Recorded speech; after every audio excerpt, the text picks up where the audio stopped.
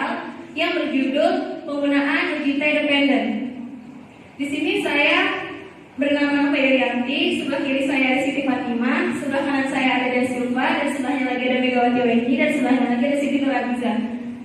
Selamat menyaksikan. Perkenalkan, nama saya Nova Irianti. Di sini saya akan menjelaskan tentang syarat menggunakan uji T dependent. Yang pertama, harus berdistribusi normal. Distribusi normal merupakan salah satu distribusi dengan variabel acak yang kontinu. Pada distribusi normal, terdapat kurva atau grafik yang digambarkan menyerupai bentuk lonceng. Yang kedua, skala data interval dan rasio dibagi menjadi dua. Data berjenis interval termasuk dalam kelompok data kuantitatif. Data interval mempunyai tingkat pengukuran yang lebih tinggi daripada data nominal maupun ordinal.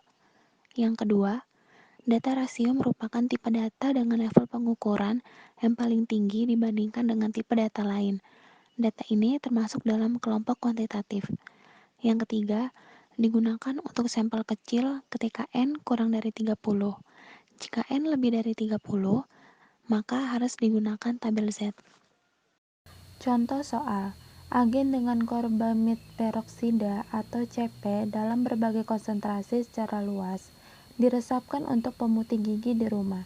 Sebuah studi dilakukan untuk mengevaluasi efektivitas 5% CP dengan 10 subjek manusia dengan gigi anterior rahang atas.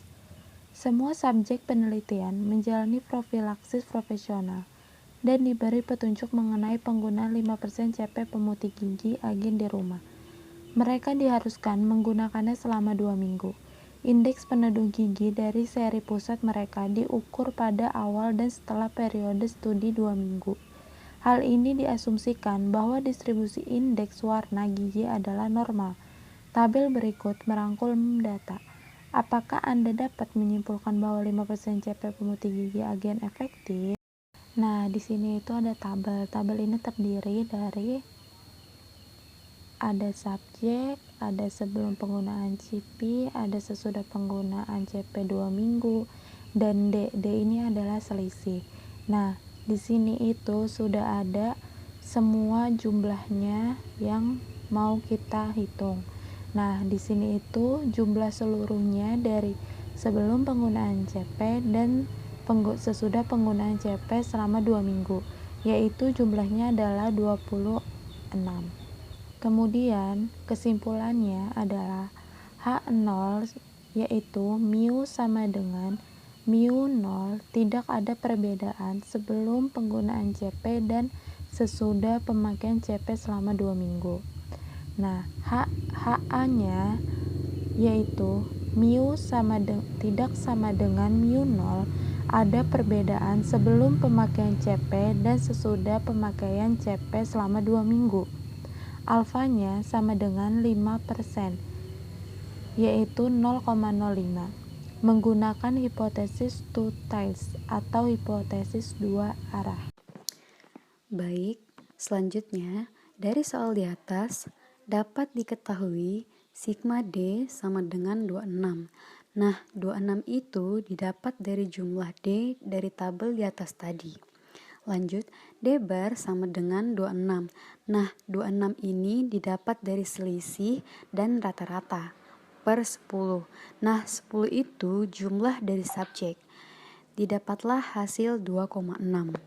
Sigma D kurang D bar kuadrat sama dengan 156,406, di mana selisih dikurang dengan rata-rata, kemudian dikuadratkan, lalu dijumlahkan, didapatkanlah hasil 156,406 per N kurang 1. N itu jumlah dari subjek. Subjeknya tadi kan 10. 10 kurang 1, 9. Nah, didapatkanlah hasil 17,38. Untuk mendapatkan standar deviasi, 17,38 ini diakarkan dan didapatlah hasil 4,17. Jadi, teman-teman, rumus itu sama dengan T sama dengan debat per standar deviasi per akar N. Nah, di mana debat ini artinya tanpa selisih, sedangkan SD standar deviasi, sedangkan angka N ini jumlah subjeknya.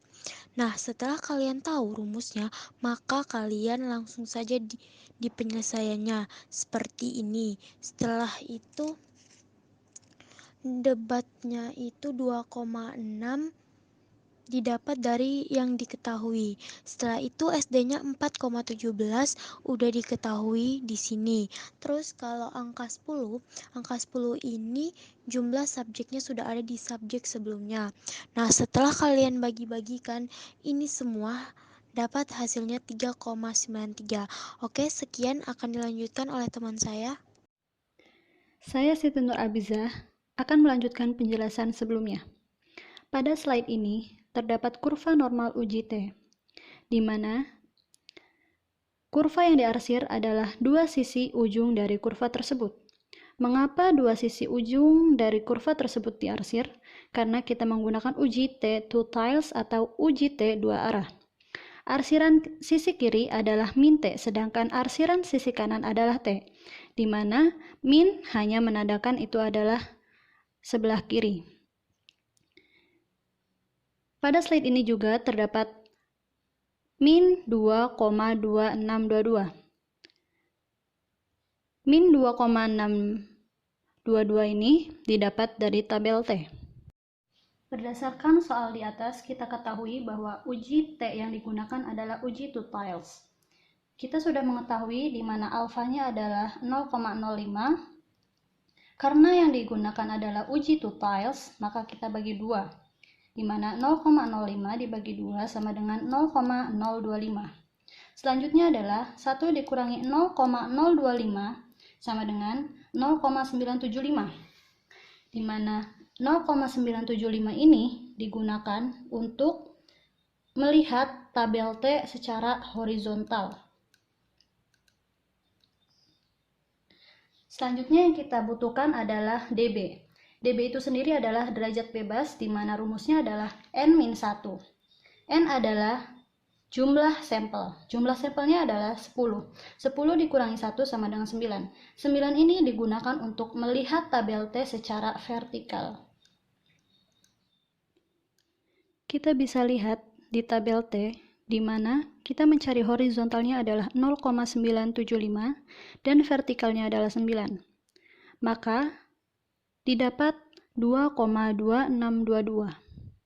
Dari soal tersebut dapat kita simpulkan bahwa 2,2622 itu lebih kecil dari 3,93, di mana 2,2622 didapat dari tabel T, sedangkan 3,93 didapatkan dari penyelesaian rumusnya.